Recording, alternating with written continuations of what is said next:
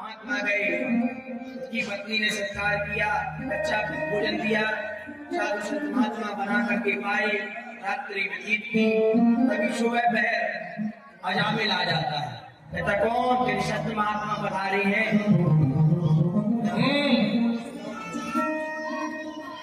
लेकिन बेटा सुनो अजामिल, मैं नहीं सुनता किसी की, सुन लो, देखो हम तुम्हारे यहाँ रहे, साधु संतों का है धर्म है, जो जिसके यहाँ भोजन करता दक्षिणा देता है। अरे ये कहो कि जो माल पानी रखा वो छीन नहीं रहा, ये भी छीन लेगा, देने को तो क्या है, चलो अच्छा कुछ ना दो तो एक बात करो। साधु संतों महात्माओं ने कहा हमने इसके यहाँ भोजन प्राप्त किया है, इसका कल्याण करना हमारा दायित्व बनता है। कहते एक काम तो कर लो, कौन सा? भाव बताने का। देखो तुम्हारे पुत्र होने वाला है, इसका नाम तुम सिर्फ नारायण रख लेना, मान जाओ बात, देवी जी मरवाओ।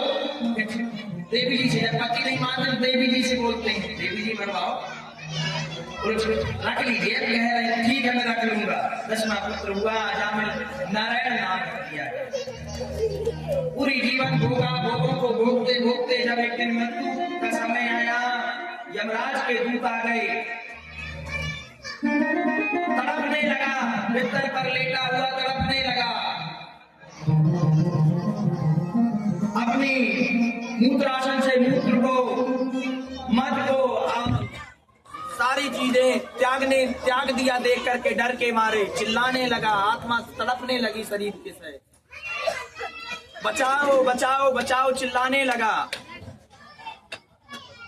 जब कोई नहीं आया तो अपने बेटे को प्रेम करता था, छोटा बेटा है, प्रेम करता था, हमेशा नारायण नारायण कहता रहता था।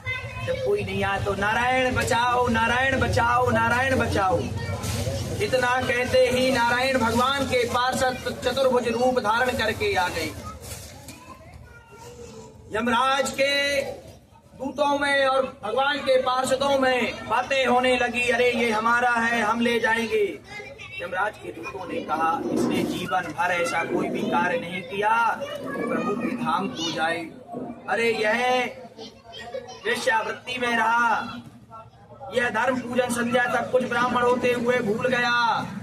यमराज के पार नारायण के दूत कहते हैं कैसे भी हो, इसने अंत समय में, और जब से पुत्र हुआ तो नारायण नारायण कह रहा है, और अंत समय में भी इसने भगवान को याद किया, चाहे वो उपट्टा लगते हुए राम राम याद आ जाए, चाहे कांटा चुभ जाए तो बहू आ जाएगी, अरे बहुरी, बहुरी अर्थात माँ शक्ति जननी, बहू अर्थात हमारी शक्ति माँ दादी, माँ की भी सास बहू, ऐसा हो बहू, बहू अर्थात शक्ति स्वरूपा, परिवार की वंशावली बढ़ाने वाली जड़।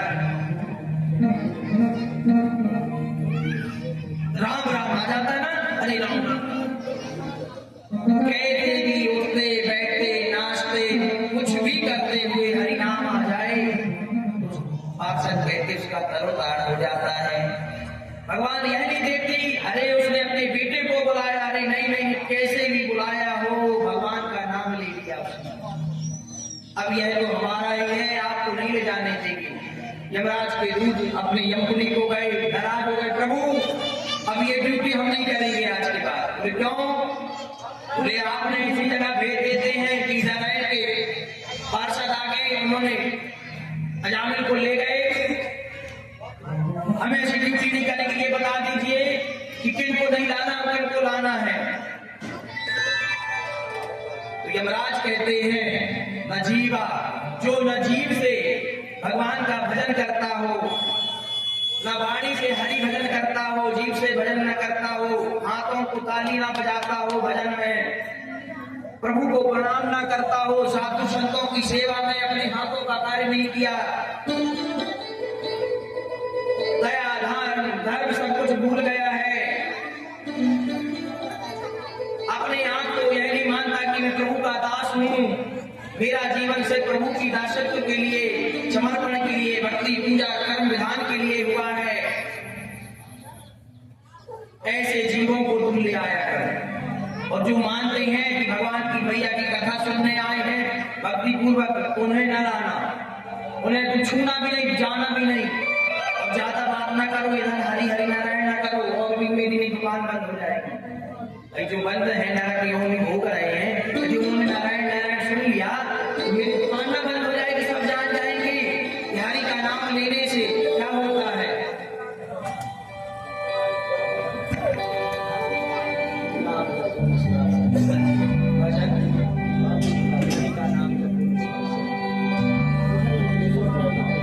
तो इसलिए प्रभु का नाम लेना चाहिए, और नाम लेने से ही उद्धार हो जाता है।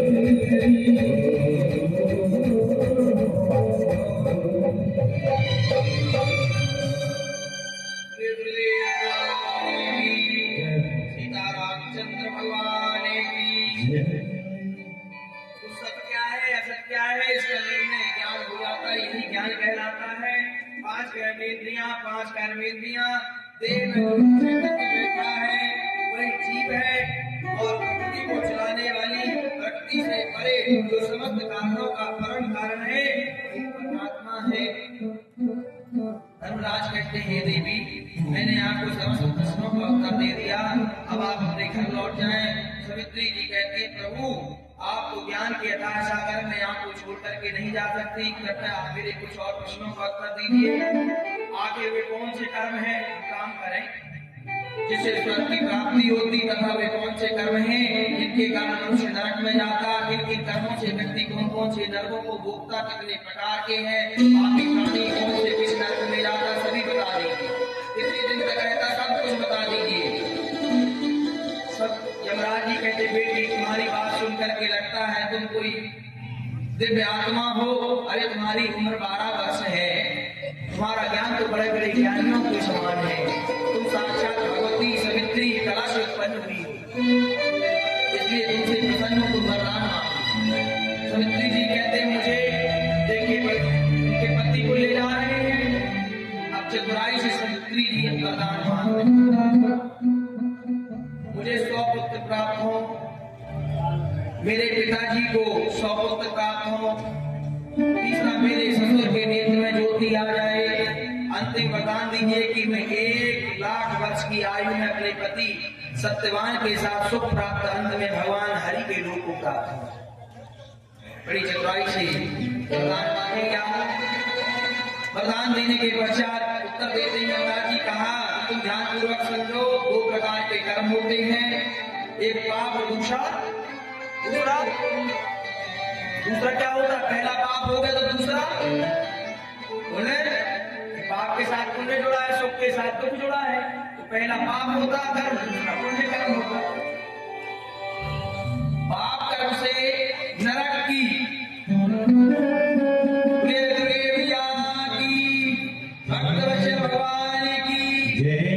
हमारे बीच प्रदीप जयगिरी महाराज जी आए हुए हैं और उनके साथ ललित मिश्रा जी आए हुए हैं। ऐसे दिव्य आत्मा को जय श्री कृष्णा, जय श्री नारायण। गुरुदेव भगवान सदा कृपा बनाए रखे, माँ भगवती सदा कृपा बनाए रखे। तो कहते हैं कि 2 ही कर्म है, पहला है पाप, दूसरा है पुण्य। पाप कर्म से नरक की प्राप्ति तथा पुण्य कर्म से स्वर्ग की प्राप्ति होती है। जो तीर्थों में रह करके तपस्या करते हैं ब्रह्मलोक में जाते हैं, ध्यान दीजिएगा, और जो सूर्य की उपासना करते वे सूर्य लोक में जाते हैं, और जो भगवती की भक्ति वे मणिद्वीप में जाते हैं। और जो देवताओं का मंदिर बनवाते हैं। अब शर्मा जी मंदिर बनवाए हैं, ध्यान दीजिएगा, जो मंदिर बनवाते हैं तो आपके यहाँ जो पंडित जी हैं शर्मा जी मंदिर बनवाए हैं कि नहीं जानते हैं? हाथ उठाई के जानते हो तो इसलिए जनवाना चाहे जागो। जो मंदिर बनवाते हैं वह उस देवता के लोक में निवास करते हैं जिस देवता को प्रतिस्थापित करते हैं। जो व्यक्ति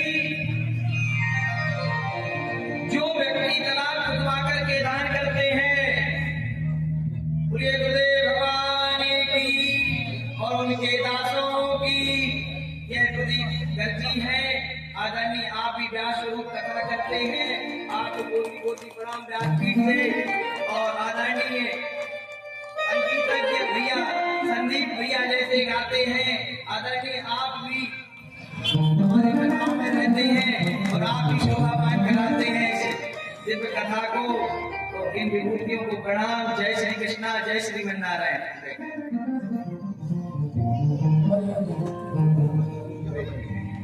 तो कहते हैं जो जिस देवता का मंदिर बनवाते हैं उसी के लोक में जाते हैं। भोले बाबा का बनवाए तो भोले के धाम को जाएंगे।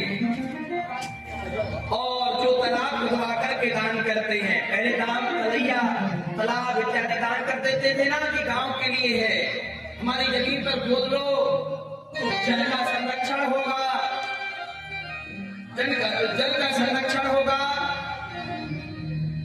और पृथ्वी माता का जल स्तर क्या बोल देते हैं वाटर लेवल घटेगा नहीं, इसलिए जल का संरक्षण करना चाहिए। वर्षा के जल का तालाब नदियां तलैया, इसलिए आजकल कुओं को तो पूरा जा रहा है, कुआं इसलिए होते थे कि जल का संरक्षण होगा, हमारे गांव में जल की कमी नहीं आएगी। तालाब इसलिए कि वर्षा का जल एकत्रित होकर के तालाब में जाएगा, तालाब में जाएगा तो हमारे गांव में पानी की कमी नहीं आएगी।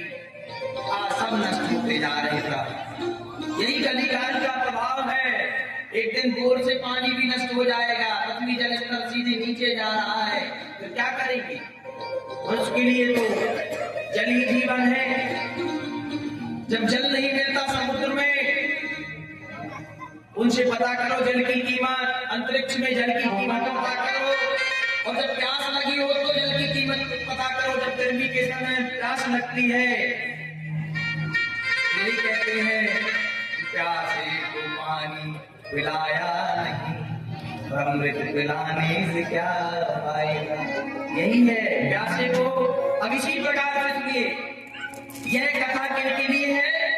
भावकों और रसिकों के लिए है, जो भक्ति पर विश्वास करते हैं, भगवान पर विश्वास करते हैं, गुरु जी की प्रीति पर, आशीर्वाद पर विश्वास करते हैं। भावुक रसिक जो कथा के रस को समझना चाहते हैं, टाइम पास के लिए नहीं आए हैं, जा रहे कथा हो जाते बैठे थोड़ी विचार मनोरंजन भजन होंगे चले आएंगे, नहीं। जो घर से इसी महत्व को लेकर चलता है, माँ भगवती की कथा हो रही है, जाकर के मैं श्रवण करूंगी या करूंगा, गुरु जी जो कह रहे हैं भाव को आत्मसात करूंगा, जीवन में उतारूंगा।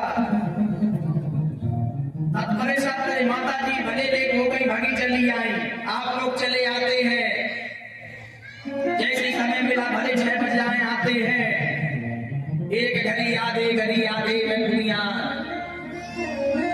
मैया तो कहती है कि पूरी भागवत नहीं, एक आधा श्लोक मेरा नाम बस ले ले।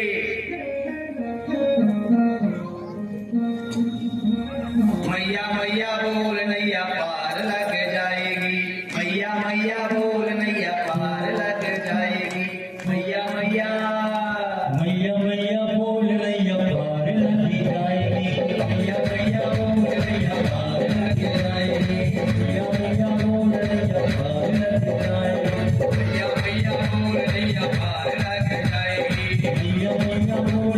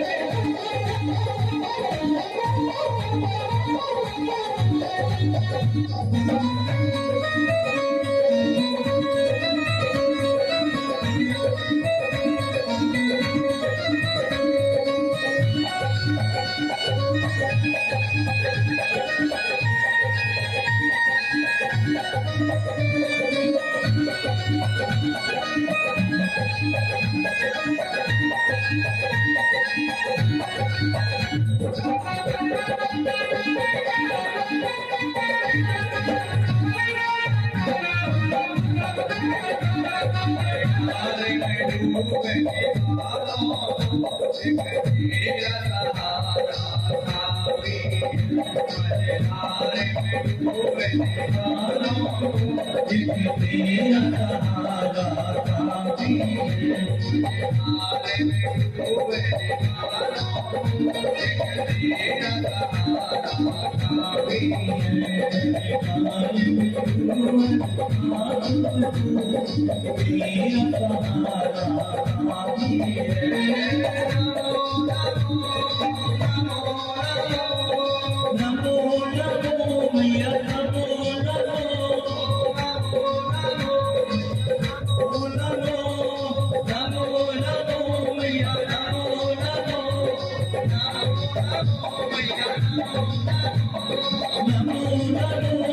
नमो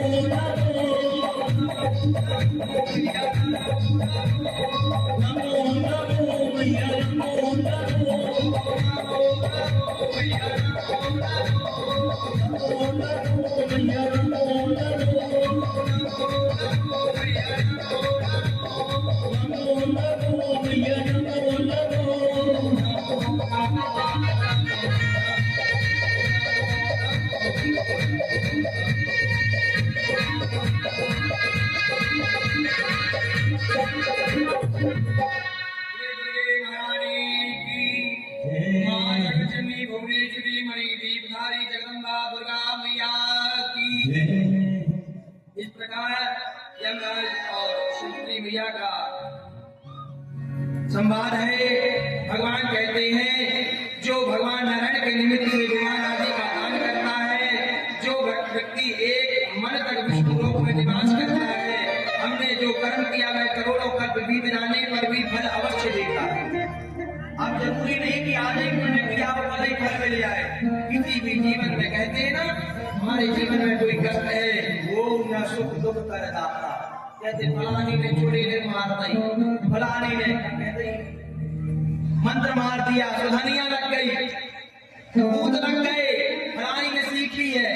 वो न सुख दुख कर दाता, वो किसी का सुख दुख का करदाता नहीं है।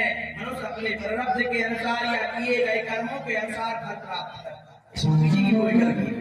निमित्त बन सकते हैं, आपका मन मस्तिष्क के ज्ञान चक्षु नहीं खोले हुए हैं, इसलिए अंधकार रूपी जब अपने सत्यता को जगाना पड़ता है। सत्संग में हमने कह दिया ना, प्रारब्ध के अनुसार फल भोगना पड़ता है, तो इस बात को स्वीकार कीजिएगा।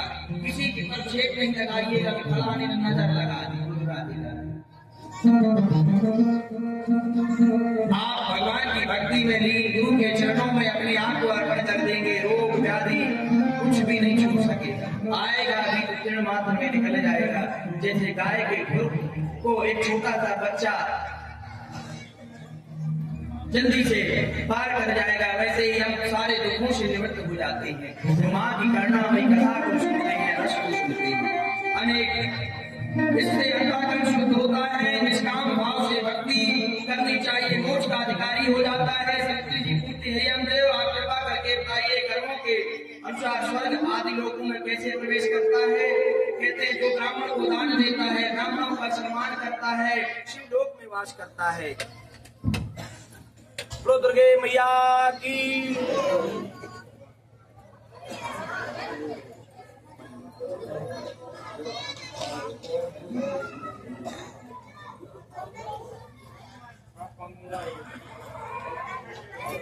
वे सीताराम चंद्र भगवान की।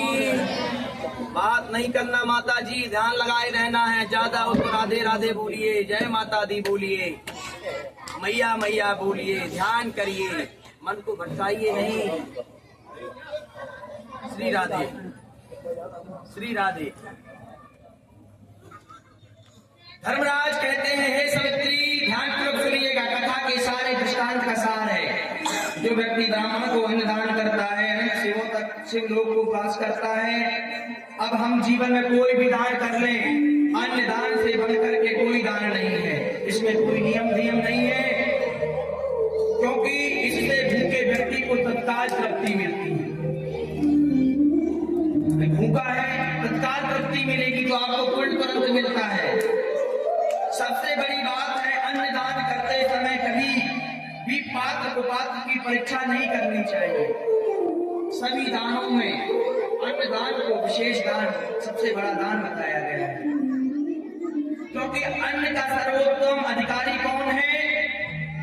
कहते हैं जिसे भूख लगती है, भूख हम सभी प्राणियों को, जीवों को लगती है, तो वही दान का अधिकारी है।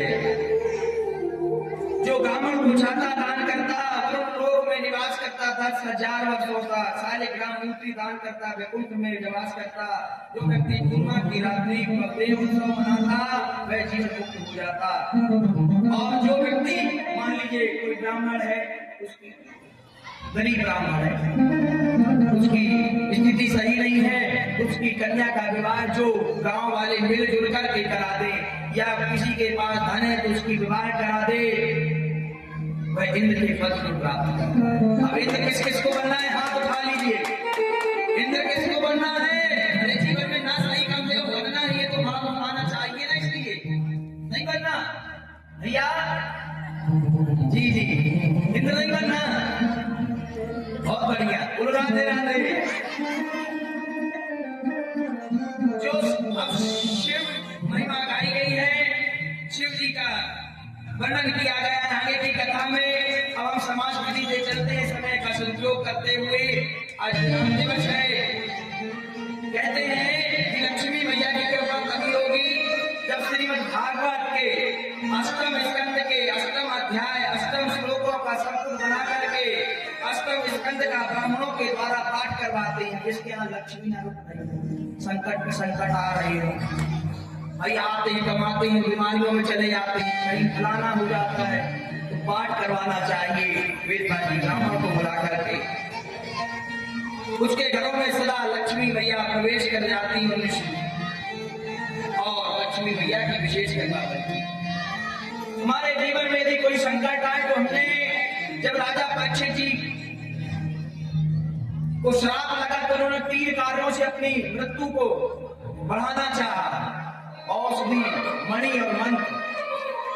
हम अपने जीवन में जो भी दुख आते, विपत्तियां आती, इन्हीं उपायों के माध्यम से अपने जीवन में संकट से मुक्त हो सकते हैं। जब दीपावली का अवसर आए तो 8वें स्कंद के 8वें अध्याय के 8वें श्लोक को संपूर्ण बनाए।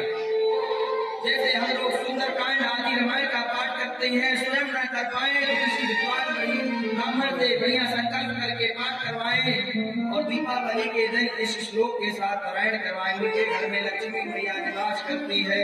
कहते हैं, नारायण कहते हैं, जिस घर में तुलसी विवाह नहीं होता, अभी तुलसी जी का विवाह उत्सव किसने मनाया, घर में पूजा किसने की?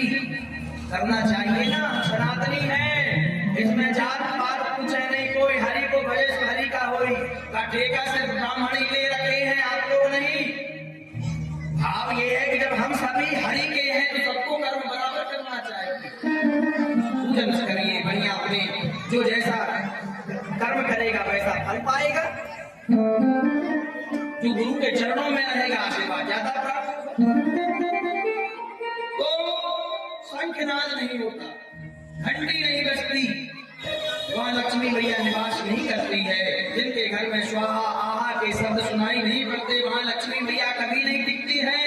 इसलिए सदैव लक्ष्मी जी की चाय रखते हैं। और लक्ष्मी जी की चाय कौन कौन नहीं रखता? हाथ उठाओ। लक्ष्मी जी की चाय कौन नहीं रखता? उल्टा माता जी, यहाँ उल्टा है, नहीं रखते। माता जी उल्टा है, यहाँ नहीं समझ पाए हुआ। तो चाय नहीं रखते मतलब पैसा की, नोटों की चाय नहीं रखते हैं। लेकिन जो रखते हैं उन्हें यह कार्य करना चाहिए, हमें साधु ब्राह्मणों की सेवा करनी चाहिए, एकादशी आदि तिथियों के दिन उपवास करना चाहिए। भक्त का कभी अपमान नहीं करना चाहिए। कोई भक्त हो तो उसका अपमान नहीं करना चाहिए। सदैव भगवान कृष्ण का गुणगान करना चाहिए, माँ भगवती के गीत गाना चाहिए, भजन करना चाहिए। माँ लक्ष्मी भैया निवास करती हैं। इंद्र के द्वारा माता लक्ष्मी का षोडशोपचार किया गया।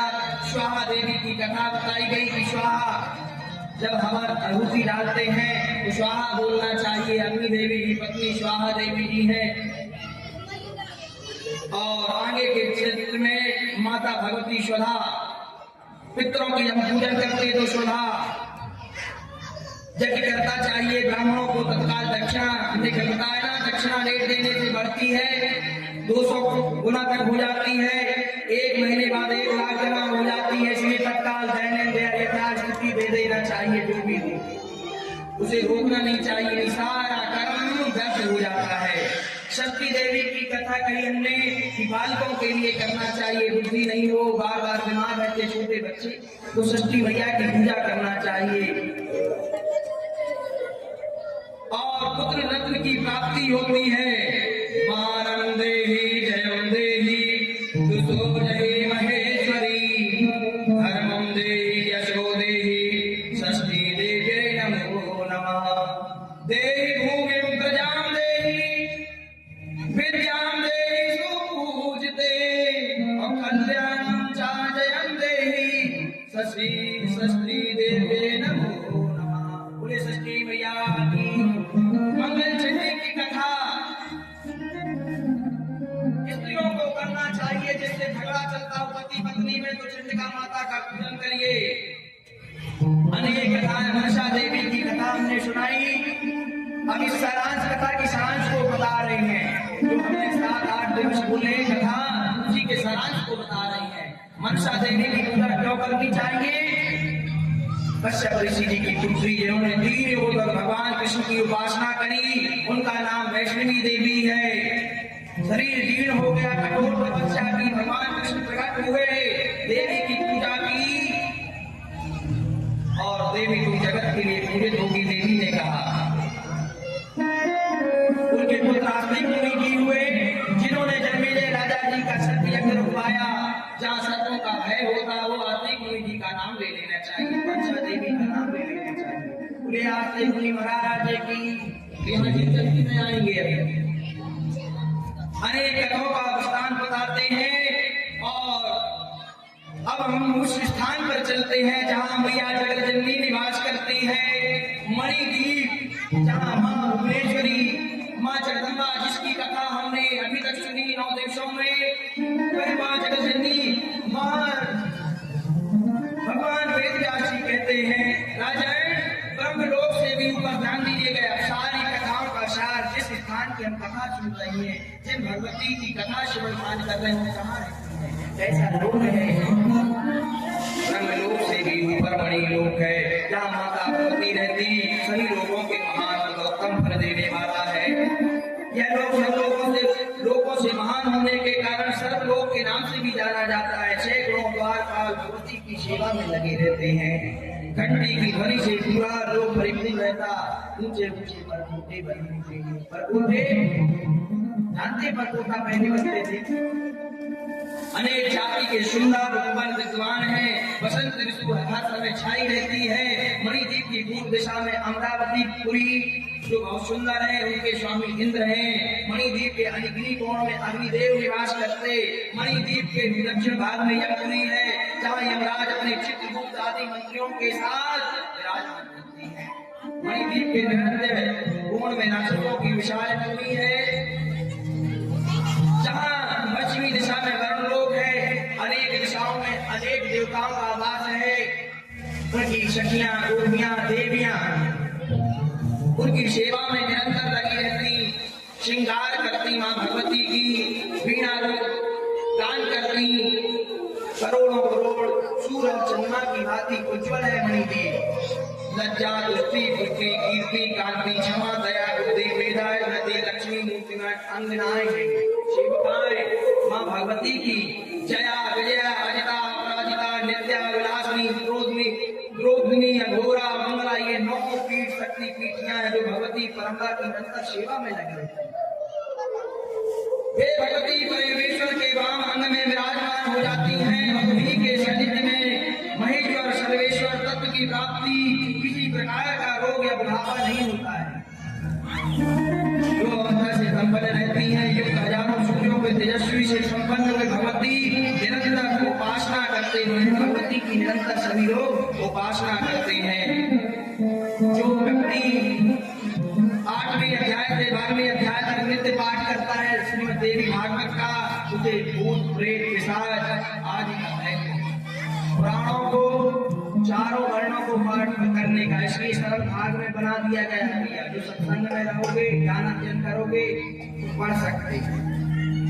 नारद जी कहते हैं मैंने आपको नारायण ने जो नारद जी से कहा वह मैंने आपको दिव्य पुराण सुनाया। यदि आप और कुछ जानना चाहते तो बताइए, तो आप लोग कुछ जानना चाहते हैं तो बताइएगा। गुरु राधे राधे। यह बात व्यास जी ने सुनी, भगवती के महामंत्र की दीक्षा प्राप्त करी। उसके बाद नवरात्र आने पर विधि विधान से यज्ञ संपन्न कराया।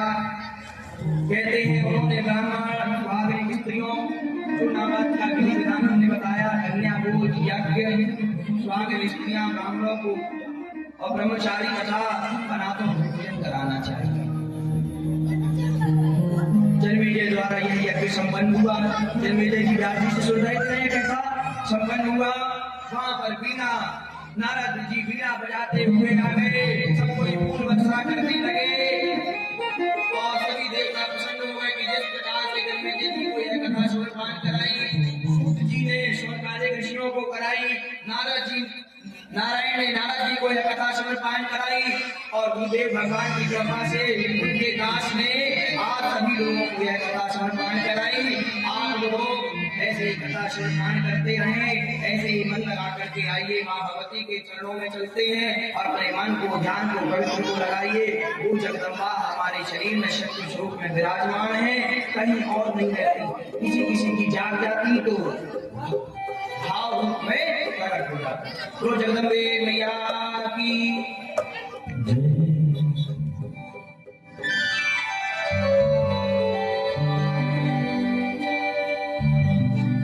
दे दो दर्शन भवानी हमें पाँव में तोरे पैया पड़ूं महारानी। दे दो दर्शन भवानी हमें पाँव में तोरे पैया पड़ूं महारानी। दे दो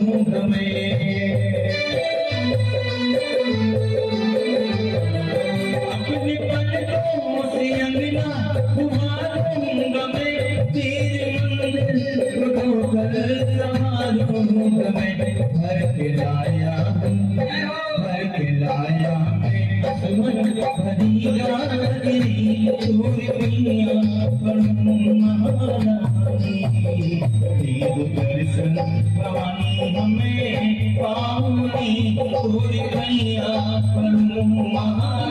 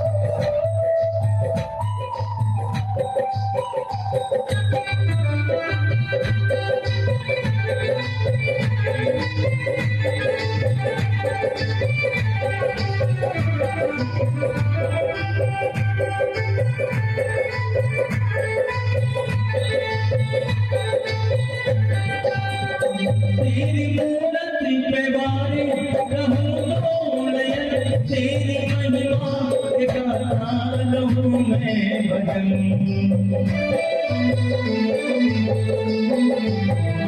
तेरी मूर्ति पे मान रहूं नयन तेरी महिमा के गाता रहूं मैं भजन तार